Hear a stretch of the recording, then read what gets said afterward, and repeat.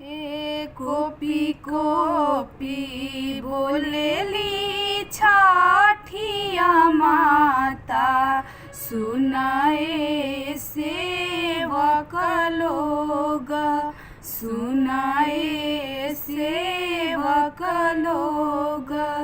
मोरा घाटे दुबिया उपजी गईले, मकड़ी बासेरा लिहली, मकड़ी बासेरा लिहली।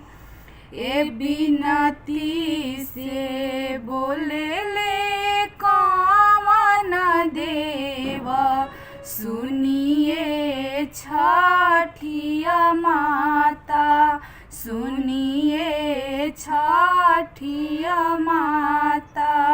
रौरा घाटे दुबिया काटाई देबो, मकड़ी हटाई देबो, मकड़ी हटाई देबो।